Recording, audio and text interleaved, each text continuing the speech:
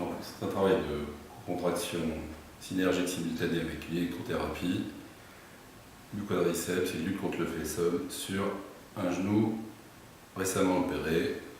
On est à J+3. Donc le principe, c'est de demander au patient de contracter sa cuisse en même temps qu'il ressent la décharge d'électricité, lui demander de tirer fort sa pointe de pied, de pousser avec le talon. Et nous, on va contrôler le tiroir du tibia en mettant la main juste sur la tuberosité tibiale. Ça permet de limiter les contraintes sur la plastie. Il y a un peu de risque. On y va.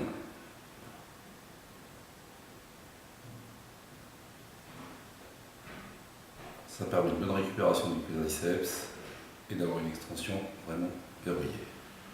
L'avantage de cette position, comme ça, c'est qu'en plus, quand on veut faire travailler plus spécifiquement un vaste, en particulier le vaste interne, il suffit de vaste latéral, et il suffit de placer, avant de la contraction, deux doigts sur le bord médial de la patelle.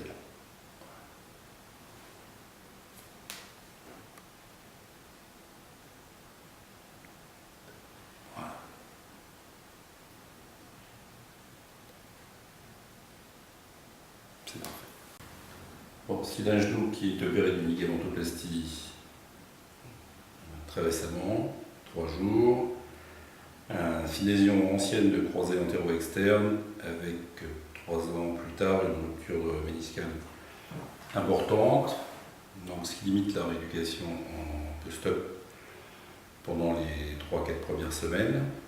Comme sur un genou précédent en pré-op, on prend quelques mesures. Là, on a une très forte amyotrophie. Vous faites que ce patient a perdu l'habitude de se servir vraiment de son genou droit et de sa jambe droite. Il y a une amyotrophie aussi du mollet, puisqu'au passage du pas, il va glisser. Un léger fessum, on l'a travaillé depuis 2 jours, donc ça va quand même beaucoup mieux. Il est quasiment indolore, en dehors de la face antérieure du tibia et du tendon rotulien, mais c'est une douleur qu'il avait déjà avant l'intervention. Le principe chez ce patient, c'est de récupérer son fessum. Donc, on va faire des contractions de quadriceps. Le principe est toujours le même, protéger la plastie et avoir une contraction complète. Donc, le patient de contracter sa cuisse.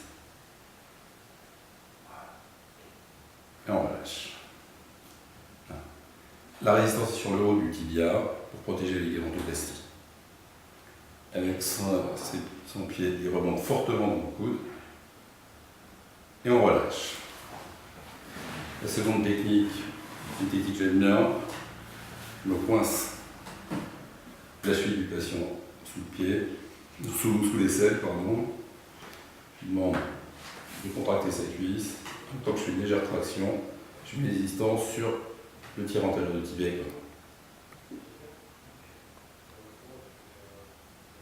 Relâche. Alors c'est très important, c'est bien d'avoir la traction et bien sentir le patient qui contracte, qui garde, qui sait contracter toute sa cuisse. On sent la contraction des ischios. Vas-y, on y va. La co-contraction. Voilà.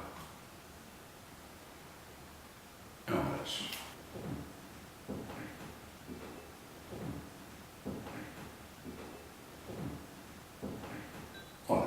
Une prise forte avec la main.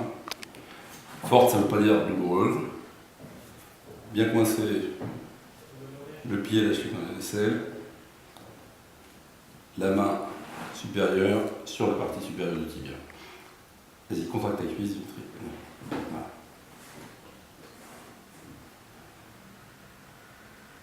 Voilà. Relâche. Allez.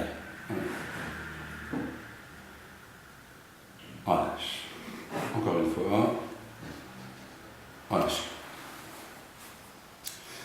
Et une chose à ne pas faire, ce qu'on voit souvent, c'est sur les flexums, c'est de mettre une main là et appuyer de tout son poids. C'est un non-sens biomécanique, et c'est un non-sens tout court. On écrase l'articulation et ça ne change rien au flexum. On fait qu'aggraver le problème. Tu plies, Dimitri, la résistance est légère. Et l'amplitude est, comme tout à l'heure, donc pas limitée par le patient.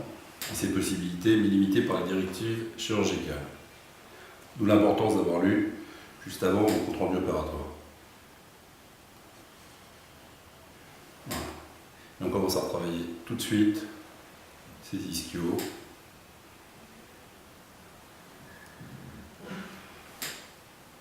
Dans l'amplitude normale.